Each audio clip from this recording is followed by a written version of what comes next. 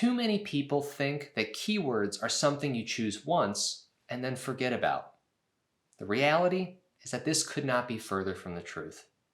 Hi, I'm Mike Phillips. In this video, we're going to be discussing how you can track keywords and traffic.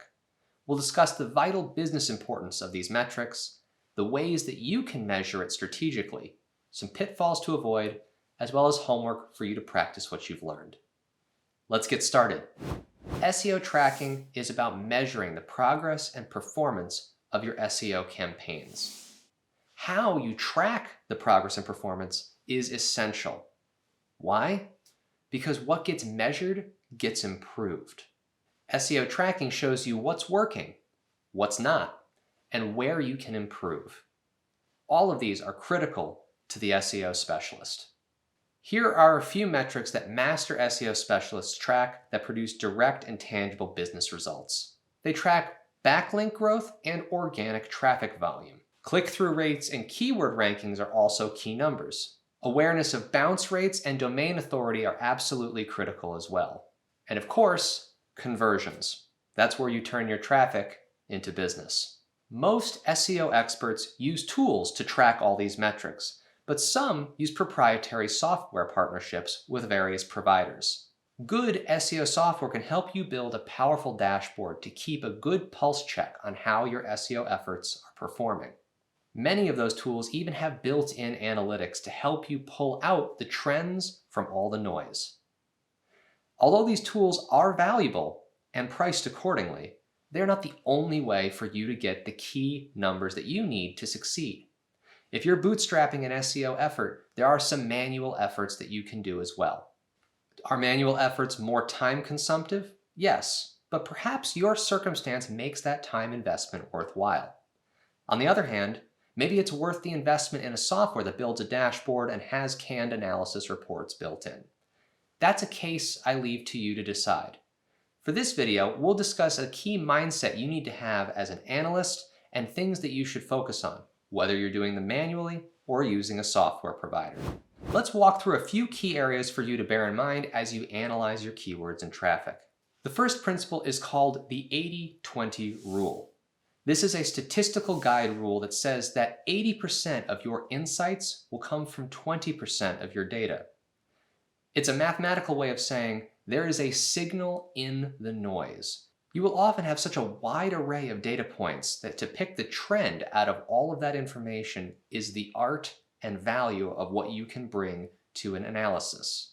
Especially if you are going to be aggregating data manually, be deliberate with how much you collect. It is far more valuable to have that key 20% of data that you can get 80% of your needed insights from than to spend time collecting the rest of the data that will not materially add to your insights.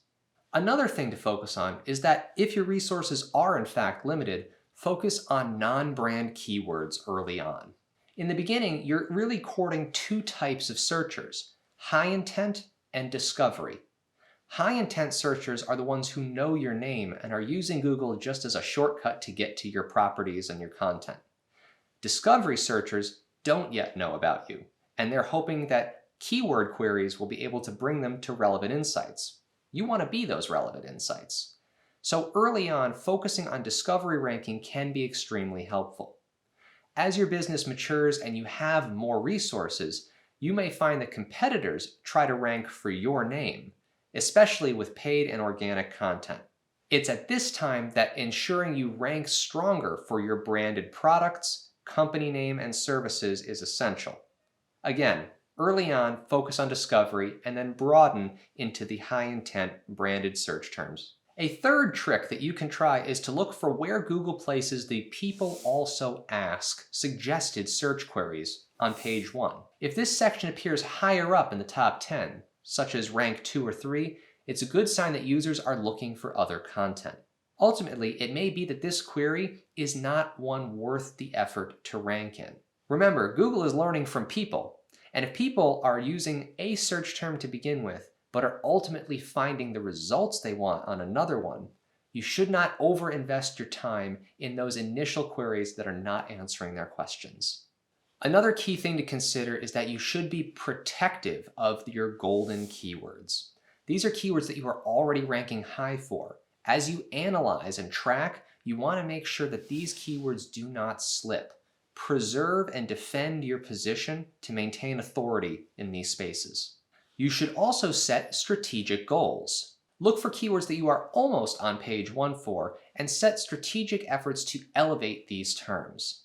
This improvement mentality is going to be essential as you continue tracking the traffic and keyword rankings for key content pieces.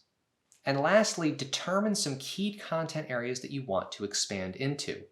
Remember to use topic clusters, a given topic that you can be authoritative in with a cluster of keywords that you may be able to combine for higher search volume and better ranking.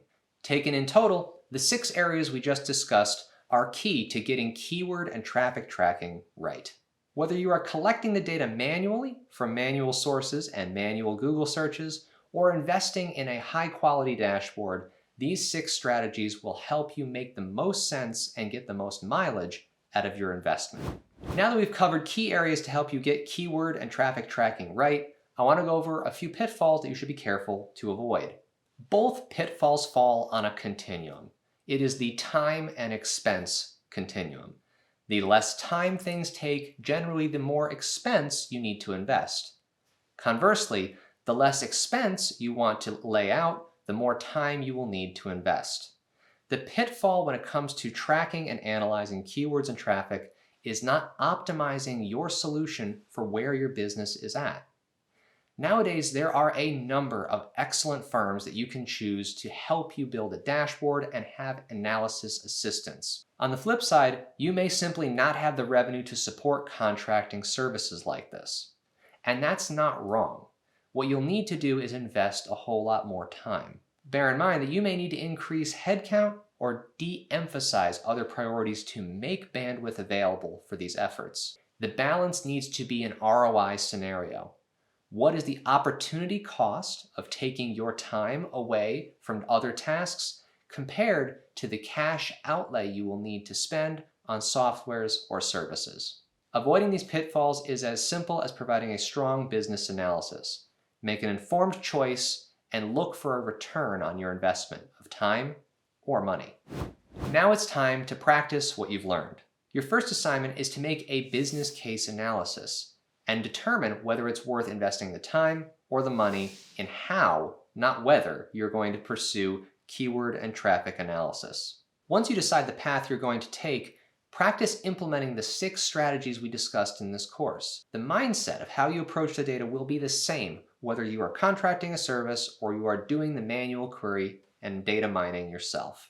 I recommend to inform a decision about whether or not you want to invest with a firm by doing some keyword analysis yourself.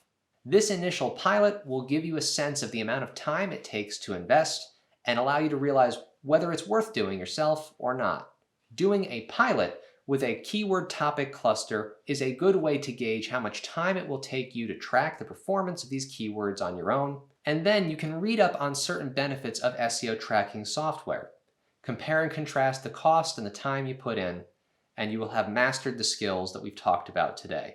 One last thought from a homework perspective is that this is a new skill, and so I recommend giving yourself enough time to gain proficiency and efficiency with doing the work manually. This way you have a fair and honest estimate of what it takes you to do it yourself before you write it off as something that should be outsourced. You've reached the end of this video. Together, we've talked about how you can track and analyze keywords and traffic, key mindsets you need to have when looking at and collecting data, as well as weighing whether or not to do it in-house or outsource. You've identified some pitfalls to avoid and practiced a little bit with homework.